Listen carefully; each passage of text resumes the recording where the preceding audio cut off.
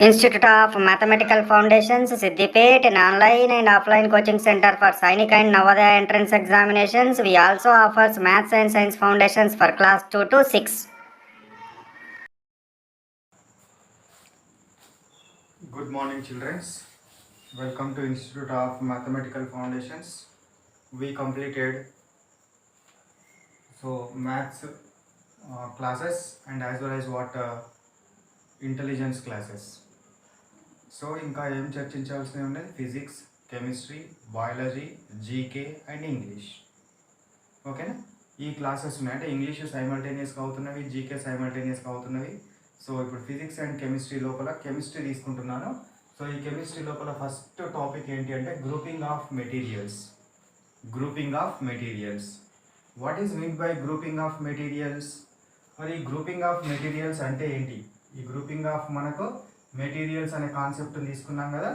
ఏంటి grouping of materials అంటే మన చుట్టూ so many materials and so many substances we have.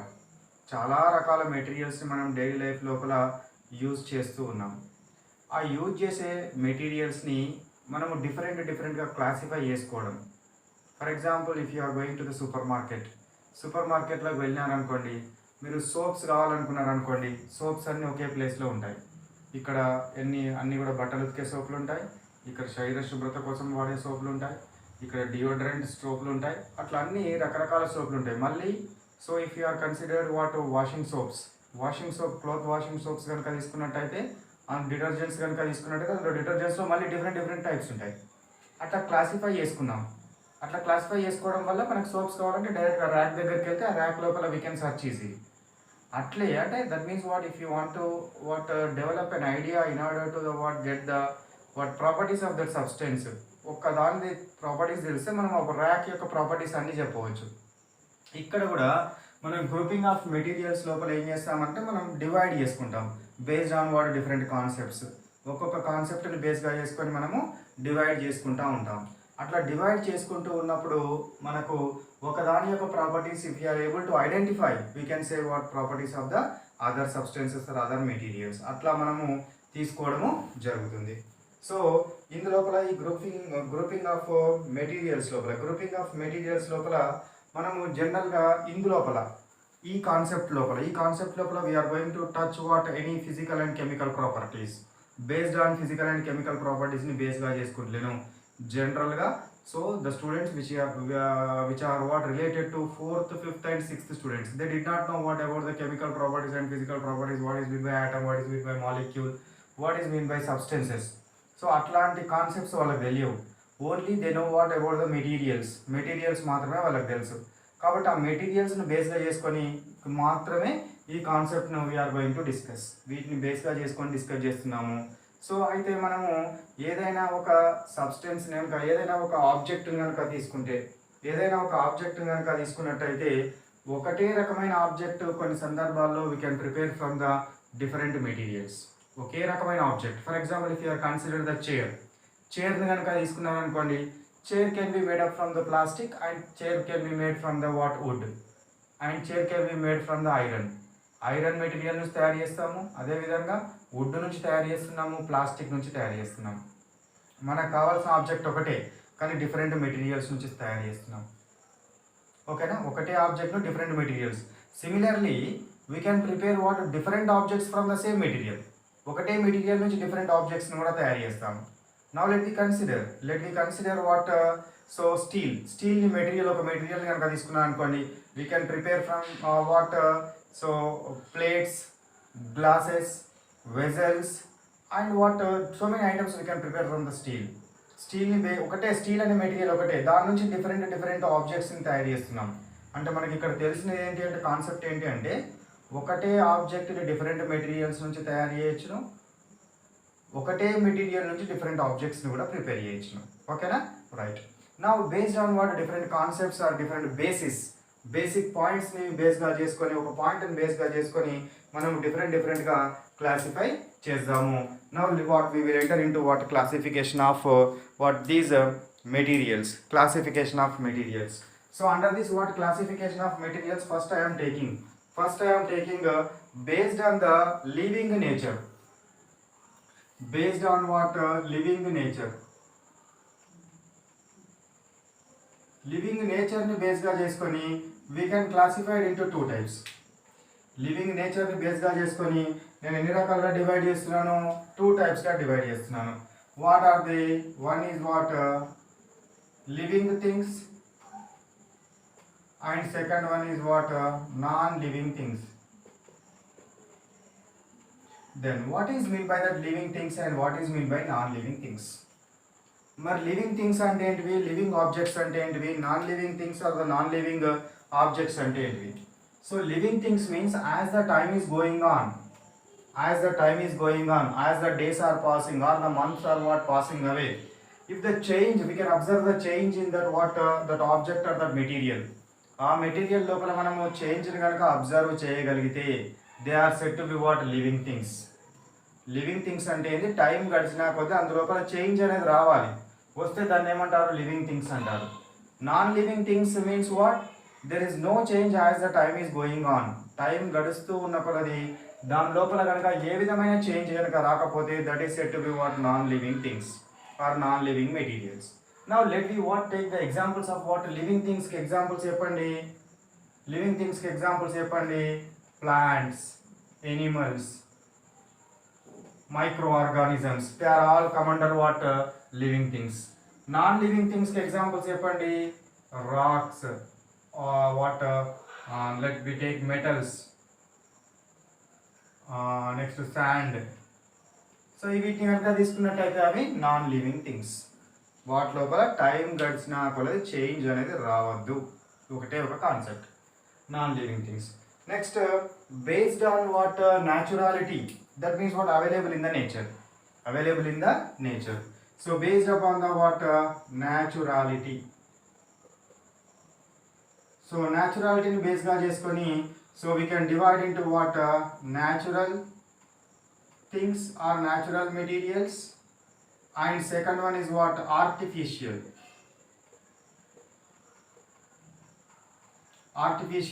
things or artificial materials. Okay, so artificial things are artificial materials. So what is mean by this what natural things? Natural things means the things or the objects which are present in the nature. Nature లో వాటంతట అవే కనుక ఉంటే వాటిని ఏమంటారు, natural things అంటారు. Natural థింగ్స్కి examples చెప్పండి. Natural థింగ్స్కి example ఏంటివి, would materials కానీ, ఐరనీ మెటీరియల్స్ కానీ, శాండీ మెటీరియల్స్ కానీ, they are all are the natural materials. That means what those can be prepared from the what natural sources నుంచి తయారు చేస్తాం. ఇక ఆర్టిఫిషియల్ థింగ్స్ అంటే ఏంటివి, ఆర్టిఫిషియల్గా మనము ల్యాబొరేటరీలో కానీ ఫ్యాక్టరీలో కానీ తయారు చేయాలి. ఇక్కడ న్యాచురల్ థింగ్స్కి ఒక సింపుల్ ఎగ్జాంపుల్స్ మీకు ఇట్లా చెప్తే ఈజీగా అర్థమవుతుంది. వుడ్ నేచర్ నుంచి వస్తుంది. నెక్స్ట్ వచ్చేసి let we take what sand, paddy, these are all are the commander from what natural things. అవన్నీ ఎక్కడి నుంచి వస్తాయి, మనకు నేచర్ నుంచే రావడం జరుగుతుంది. న్యాచురల్ థింగ్స్ అవన్నీ కూడా ఏంటివిరా మనకు న్యాచురల్ థింగ్స్. ఆర్టిఫిషియల్ అంటే ఏంటివి, మనం తయారు చేయాలి. ఆర్టిఫిషియల్ అంటే ఏంటి, మనము తయారు చేయాలి, మోల్డింగ్ చేయాలి, మనం తయారు చేయాలి. ఆర్టిఫిషియల్గా వచ్చేటివన్నీ కూడా ప్లాస్టిక్స్ అన్నీ కూడా artificial materials. These are all are come under what? Artificial materials, all plastics. Whatever it may be, the plastic table, plastic wood, plastic bucket, plastic jug. These are all are come under what? Artificial things. Okay na? So artificial things అంటే ఏంటివి, మనకు నేచర్లో ఉండవు, మనం వాటిని lab లోపల కానీ factory లోపల కానీ తయారు చేస్తూ ఉన్నాం. Next after this what naturality, next let we consider what appearance. Based on what appearance,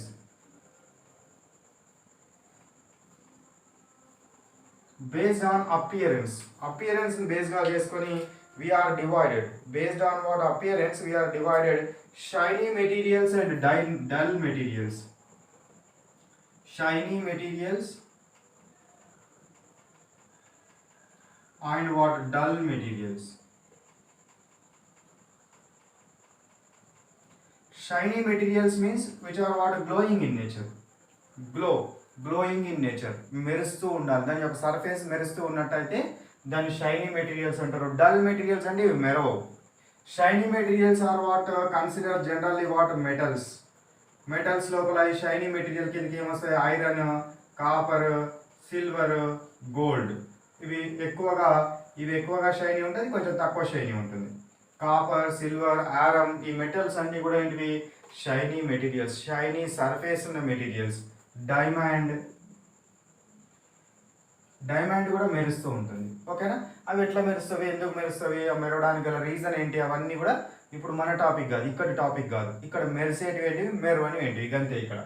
so now dull materials means which are not having shiny nature, but shiny surface అనేది ఉండకూడదు. Shiny సర్ఫేస్గా ఉండేవి ఏంటివి, నాన్ మెటల్స్ ఏంటివి, sulphur, phosphorus, ఇట్లాంటివి ఏంటివి, dull materials మెరువనివి. Wood కూడా దీని కింద మెరవదు, wood materials, these are come under what, dull materials. ఏంటి అవి, డల్ మెటీరియల్స్గా మనము తీసుకోవచ్చు. Next one, based on hardness let we discuss. First copy these items which are present on the board.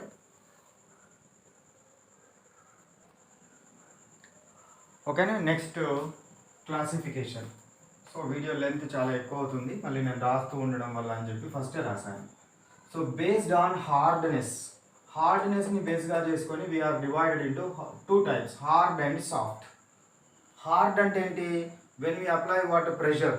Hard అంటే ఏంటి, when we apply pressure or what difficult to compress. ఇది compress చేయడానికి చాలా చాలా డిఫికల్ట్ అవుతుంది, మనము కంప్రెస్ చేయలేము, ఈజీగా కంప్రెస్ చేయలేము. డిఫికల్ట్ టు కంప్రెస్ అంటే ఏంటిరా, దాని మీద కనుక మనం ప్రెషర్ని, ఫోర్స్ని అప్లై చేస్తే దగ్గరికి రావాలి.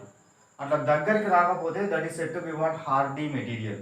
What it is called, hardy material. Hard materials అంటే డిఫికల్ట్ టు కంప్రెస్. ఎగ్జాంపుల్స్ చెప్పండి దీని డిఫికల్ట్ టు కంప్రెస్కి. సో వుడ్ కంప్రెస్ అవుతుందా, కాదు. మెటల్స్ కంప్రెస్ అవుతావా, కావు. అట్లా సో ప్లాస్టిక్ కంప్రెస్ అవుతుందా, ప్లాస్టిక్ టేబుల్, ప్లాస్టిక్ చైర్, అవి దేని కిందకి వస్తాయి మనకు. So they are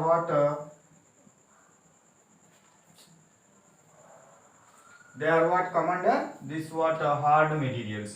Now next examples for soft materials. సాఫ్ట్గా ఉండాలి అని అంటే అవి ఈజీగా కంప్రెస్ కాగలగాలి. So easy to compress. Examples for these what easy to compress materials. Examples are what, soft materials के examples we can take what, cotton and sponge చూస్తారు కదా, బోర్డుని తుడిచే స్పాంజ్. సో అట్లాంటివి మనకు సాఫ్ట్ మెటీరియల్స్ కింద వస్తాయి. దేని కింద వస్తాయి, మనకు సాఫ్ట్ మెటీరియల్స్ కింద రావడం జరుగుతుంది. Next based on rough, that means what, rough materials అంటే ఏంటో చెప్పండి నాకు. వేటిని రఫ్ మెటీరియల్స్ అంటారు. రఫ్ మెటీరియల్స్ అంటే ఏంటివి అని అంటే, if you are consider the surface of the what substance, surface మీద ఇట్లా ఏముండాలి, అన్ని బంప్స్ ఉండాలి. ఏముండాలి, బంప్స్ అండ్ బ్రిడ్జెస్. వీటిని ఏమంటారు, బంప్స్ అండ్ బ్రిడ్జెస్ అంటారు. సో ఈ విధంగా అంతా రఫ్గా ఉండాలి. మనం దాన్ని టచ్ చేస్తే మనకి ఏం కావాలి, గరుకుగా అవుపియాలి. అవుపిస్తే వాటిని rough substances or rough materials అంటారు. ఒకవేళ స్మూత్గా అంటే ఎట్లాంటి బంప్స్ లేవు దీని మీద, no bumps and what, no bridges, అట్లాంటివి కనుక లేకపోతే they are what called as smooth materials. Now tell me the examples for the what rough materials and what smooth materials. Rough మెటీరియల్స్కి ఎగ్జాంపుల్గా ఏం తీసుకోవచ్చు నేను, రాక్, బ్లాక్ రోడ్ అంటే ఏంది, డాంబర్ రోడ్స్ ఉంటాయి కదా, దాని మీద చేయి పెట్టండి. Cement road. So these are all are what, rough materials. వాటికి మనం ముట్టుకుంటే ఎట్లా ఉండాలి, రఫ్గా ఉండాలి, రఫ్ సర్ఫేస్ ఉండాలి. సో గరుకుగా ఉండాలి. స్మూత్ మెటీరియల్స్కి ఎగ్జాంపుల్, రోజు ఫేస్ పౌడర్ వేసుకుంటారు కదా, పౌడర్ స్మూత్గా ఉంటుంది. నెక్స్ట్ వచ్చేసి పౌడర్ వేసుకుంటప్పుడు ఎక్కడ చూసుకుంటారు, అద్దం లోపల చూసుకుంటారు. మిర్రర్ కూడా దాని లోపల బంప్స్ అనేవి ఉండవు మిర్రర్ మీద. సో స్మూత్గా ఉంటుంది. అవి మనకు స్మూత్ మెటీరియల్స్గా మనము తీసుకోవచ్చును.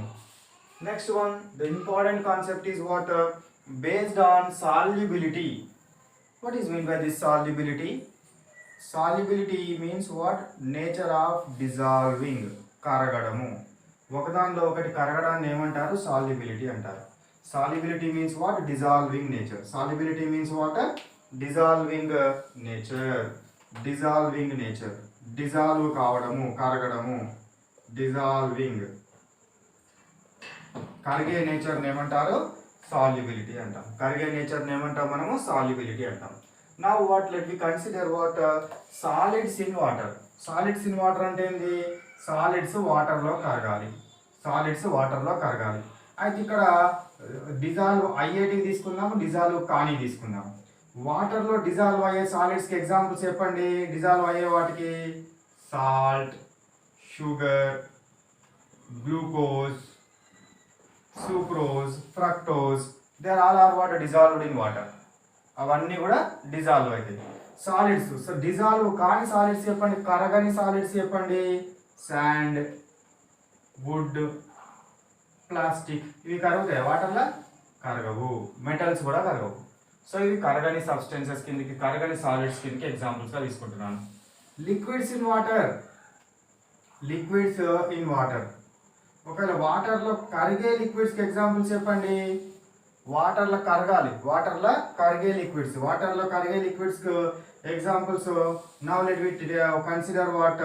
కరిగేటివి అంటే కలిసిపోవాలి.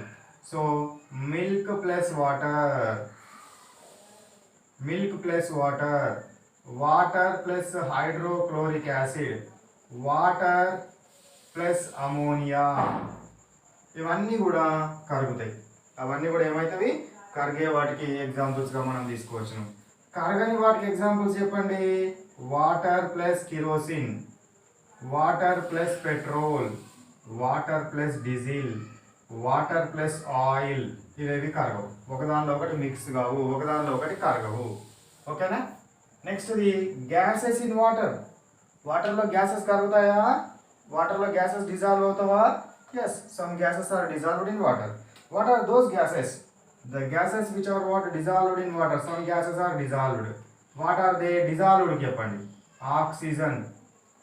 O2 అంటే ఆక్సిజన్. ఇక్కడ ప్లేస్ సరిపోదని సింబాలిక్గా రాశాను. సో మిస్టర్ 100 చిన్నది కాబట్టి let I write what? Oxygen. So oxygen. So ఈ వాటర్లో కరిగిన ఈ ఆక్సిజన్ వల్లనే aquatic animals are surviving. Aquatic animals survive కావాలి, వాటి రెస్పిరేషన్కి ఆక్సిజన్ అవసరమైన ఆక్సిజన్ని డిజాల్వ్డ్ ఆక్సిజన్, వాటర్లో డిజాల్వ్ అయిన ఆక్సిజన్ నుంచే తీసుకుంటుంది. Some quantity of nitrogen is also dissolved. So sulphur carbon dioxide, large quantity of carbon dioxide can be dissolved in water. So మన అట్మాస్ఫియర్లో ప్రొడ్యూస్ అయ్యే కార్బన్ డైఆక్సైడ్లో ఎక్కువ భాగము సముద్రాలు కార్బన్ డైఆక్సైడ్ని కరిగించుకుంటున్నాయి. ఎక్కువ కార్బన్ డైఆక్సైడ్ మనకు డిసపియర్ అయ్యేది, అట్మాస్ఫియర్ నుంచి డిసపియర్ అయ్యేది due to dissolving of carbon dioxide by the sea water.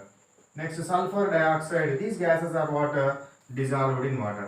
Now tell me the gases which are not dissolved in water. Dissolve కాని gases, hydrogen, helium, neon and some these type of water gases are what? Not dissolved in water. అవి వాటర్లో dissolve కావు, వాటర్లో dissolve కావు. ఇక మనము ఈ solubility concept తీసుకున్నాం కాబట్టి ఈ సాల్యుబిలిటీలో మనకు డిజాల్వింగ్ అయ్యేది. ఫర్ ఎగ్జాంపుల్ షుగర్ని తీసుకున్నాను ప్లస్ వాటర్ని తీసుకున్నాను. ఇది ఏమవుతుంది? పోయి వాటర్లో డిజాల్వ్ అవుతుంది. షుగర్ పోయి వాటర్లో డిజాల్వ్ అవుతుంది. ఏ substance? The substance which is going to be dissolved, that is called as what? Solute. దాన్ని ఏమంటారు? The substance which is going to be dissolved is called as what? Solute. And the substance which will dissolves other substances in it, దానిలో కరిగించుకునే దాన్ని solvent అంటారు. In general solvent అనేది large క్వాంటిటీగా ఉంటుంది, solute అనేది లెస్ క్వాంటిటీగా ఉంటుంది. అట్లా కూడా మనము ఐడెంటిఫై చేయొచ్చు. ఓకేనా? సో ఈ కాన్సెప్ట్స్ అర్థమైనవి కదా? ఫస్ట్ కాపీ చేసుకోండి.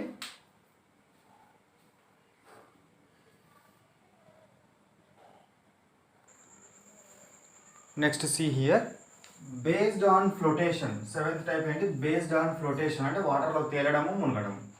తేలే వాటినేమో ఫ్లోటింగ్ అంటాము, మునిగే వాటినేమో సింకింగ్ అంటాము. ఫ్లోటింగ్ అంటే తేలుతాయి. సో వాటర్లో ఫర్ ఎగ్జాంపుల్ జనరల్గా మనం లిక్విడ్ పైన చూస్తాం కాబట్టి లిక్విడ్లో తేలేటివి ఏంటివి, ప్లాస్టిక్ తేలుతుంది, plastic ball, plastic bucket, plastic water bottle అవన్నీ తేలుతూ ఉంటాయి. సో ప్లాస్టిక్స్ తేలుతూ ఉంటాయి. అట్లనే ఇంకా ఇంకా ఇంకా ఇంకా తేలేటివి ఏంటివి, కొన్ని రకాల మనకు for example some materials. For example let we consider what about the stone. ఒక చిన్న స్టోన్ని కనుక తీసుకున్నాను అనుకోండి, ఆ స్టోన్ని నేను వాటర్లో వేసిన అనుకోండి మునిగిపోతుంది. దానికంటే కొన్ని వేల రెట్లు, కొన్ని లక్షల రెట్లు ఎక్కువగా ఉన్న పడవ ఉంటుంది కదా, స్టీమర్, షిప్ ఉంటుంది కదా, అది వాటర్లో మునుగుతుందా? మునగదు. వాటర్లో మునుగుతుందా? మునగదు. మరి ఎప్పుడు మునుగుతుంది, ఎప్పుడు మునగదు అని చూడాలి. మనకి ఇక్కడ సింకింగ్ వాటికి స్టోన్, నెక్స్ట్ పిన్ మనం తీసుకోవచ్చును, ప్యాడీ. సో ఇట్లాంటి మెటీరియల్స్ అన్నీ కూడా they are sink in the water. Plastic sink అవుతుందా? ప్లాస్టిక్ సింక్ కాదు. ప్లాస్టిక్ అనేది సింక్ కాదు. అట్లే విధంగా సింక్ కానీ మెటీరియల్స్కి ఇంకా ఎగ్జాంపుల్స్గా ఏం చెప్పవచ్చు మనము, తేలాలి, వాటర్లో తేలాలి. వాటర్లో మనకు తేలేటివి ఏంటివి, వాటర్లో తేలే మెటీరియల్స్ ప్లాస్టిక్, అంటే ప్లాస్టిక్ బాటిల్స్, ప్లాస్టిక్ బాల్ అట్లాంటివి కనుక వాటర్లో తేలేటివి మీరు జనరల్ డైలీ లైఫ్లో అబ్జర్వ్ చేసుకొని ఇక్కడ మనం రాసుకుంటే సరిపోతుంది.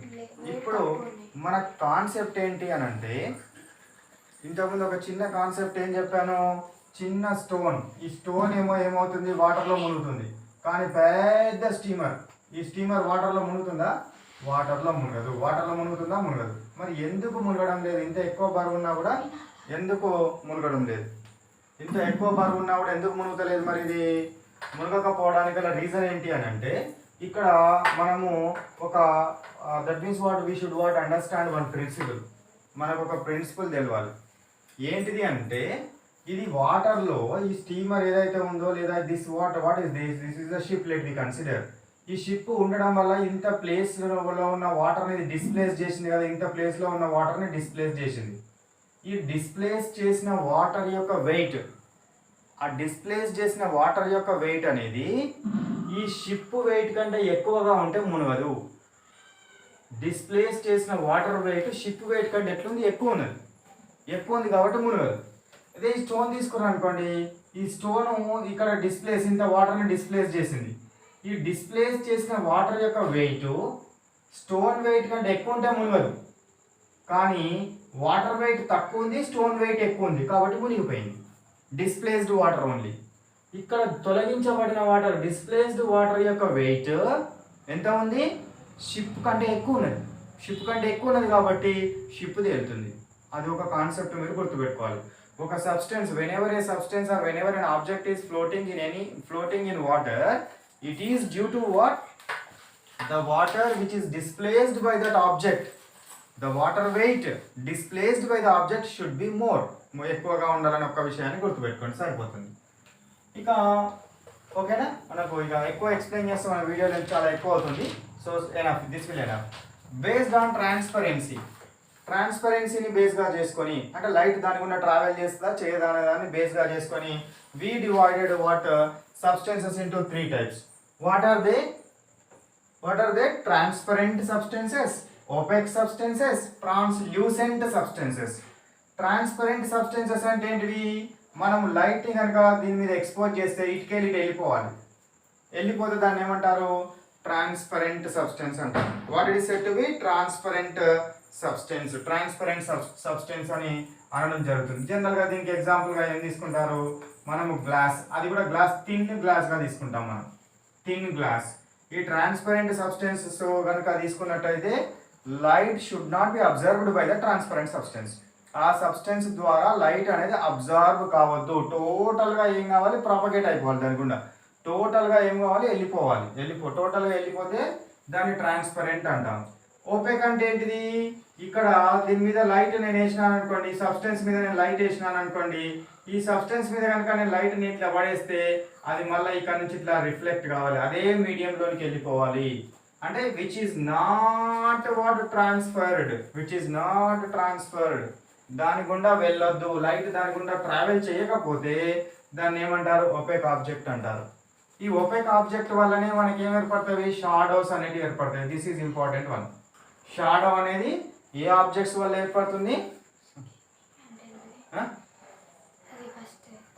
ఇదా ఇదా ఇదా సింకింగ్ అది చెప్తా తర్వాత. సో ఇది ఓపెక్ ఆబ్జెక్ట్స్ ఏంటి? ఓపెక్ ఆబ్జెక్ట్స్ వల్ల ఏం ఫామ్ అవుతుంది? షాడో అనేది ఫామ్ అవుతుంది. ఓపెక్ ఆబ్జెక్ట్స్ వల్ల ఏం ఫామ్ అవుతుందిరా? షాడో అనేది ఫామ్ అవుతుంది. That concept what you should understand. Translucent, what is mean by this translucent? Translucent అంటే ఏంటి అని అంటే ఇక్కడ నాకు ఆబ్జెక్ట్ ద్వారా టోటల్ లైట్ కాకుండా కొంత పోర్షన్ మాత్రమే వెళ్ళాలి బయటకి. టోటల్ కాకుండా కొంత పోర్షన్ మాత్రమే వెళ్తే దాన్ని ట్రాన్స్ల్యూసెంట్ అంటారు. ఆయిల్ పేపర్, ఆయిల్ పేపర్కి కొంచెం ఆయిల్ పూస్తే దాని గుండా కొంచెం కొంచెం లైటే ట్రావెల్ అవుతుంది. విండో, మీ ఇంట్లోకి విండో ఉంటుంది కదా, విండో గ్లాస్. విండో గ్లాస్ కూడా మొత్తం లైట్ని అబ్జర్వ్, మొత్తం అంటే మనము విండోలోకి వెళ్ళి బయటకు చూస్తే బయటనే అవుపిస్తావా? అవుపియవు. బయట మన ఇంట్లోకి చూస్తే అవుపడతాం, ఆ లోపల ఉండలేము పూర్తిగా అవుపియం. ఏదో కొంచెము ఉండనట్టుగా, లోపల ఎవరో ఉండినట్టుగా, కదలనట్టుగా మనకు అవుపించడము జరుగుతుంది. అట్లాంటి సబ్స్టెన్సెస్ ట్రాన్స్ల్యూసెంట్. ఇక OPEC substances book, pen, pencil, మీరు అవన్నీ కూడా ఓపెక్ కిందికి వస్తాయి. ట్రాన్స్పరెంట్ కిందకి thin glass material, thin plastic material, ఈ ప్లాస్టిక్ షీట్స్ ఉంటాయి కదా, ప్లాస్టిక్ షీట్స్ మీరు నోట్బుక్లకు వేసుకునేప్పుడు బుక్లకు వేసుకునే ప్లాస్టిక్ ఇవి, అవి ఏంటివి? ట్రాన్స్పరెంట్ కిందకి వస్తాయి. ఎందుకంటే మీరు అట్టలు వేసుకున్న తర్వాత లోపల ఏముందో కూడా అవుపియాలి కాబట్టి ట్రాన్స్పరెంట్ తోటి వేసుకుంటారు. ఇక magnetic nature, based on what magnetic nature we divided into two types, magnets and non magnets. Magnets and non magnets. Magnets అంటే ఏంటివి? సబ్స్టెన్సెస్, ఈ సబ్స్టెన్స్ మ్యాగ్నెట్ తోటి అతుక్కోవాలి. అంటే మ్యాగ్నెట్ తోటి ఏం కావాలి? అతుక్కోవాలి. మ్యాగ్నెట్ ఆకర్షించాలి మ్యాగ్నెట్ని. వాటిని ఏమంటారు? మ్యాగ్నెటిక్ సబ్స్టెన్సెస్ అంటారు. నాన్ మ్యాగ్నెట్స్ అంటే ఏంటివి? ఇవి మ్యాగ్నెట్ తోటి ఆకర్షించబడవు.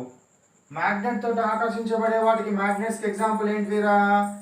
మనకు ఐరన్, నెక్స్ట్ నికెల్, మ్యాంగనీస్, ఇట్లాంటివి మనకేమవుతాయి? మ్యాగ్నెట్ తోటి అట్రాక్ట్ అవుతాయి. మ్యాగ్నెట్ తోటి అట్రాక్ట్ అవుతాయి కాబట్టి ఇవి మ్యాగ్నెటిక్ సబ్స్టెన్సెస్ అంటారు. నాన్ మ్యాగ్నెట్స్ అంటే ఏంటివి? Not attracted. మ్యాగ్నెట్ తోటి అట్రాక్ట్ అయితే నాట్ అట్రాక్టెడ్, అట్రాక్ట్ అనేది కావు, అవి non magnets. Example for the non magnets are what? Pen, pencil, book, eraser and what wood, ఇవి paper. These are what? Not attracted by the magnets. Those are said to be what? Non-magnetic substances. What are said to be? Non-magnetic substances. And these magnetic substances are further classified into again three types. Those are what? Ferromagnetic substances, paramagnetic substances and diamagnetic substances. Ferromagnetic substances means what? The substances which are strongly attracted by the magnets. Magnets తోటి చాలా స్ట్రాంగ్గా ఎక్కువ attract అయితే they are called as what? Ferromagnetic substances.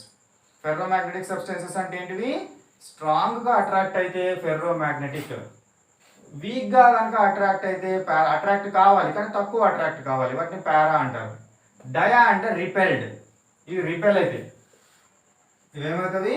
Repel అయితే. మీరు ఇట్లా magnet దీని దగ్గర తీసుకొస్తే, ఈ సబ్స్టెన్స్ దగ్గర తీసుకొస్తే దూరంగా కదులుతుంది. అట్లా కదిలితే they are set to be what? Diamagnetic substances. What are called? Diamagnetic substances. So ఇవి మనకు ఏంటివి?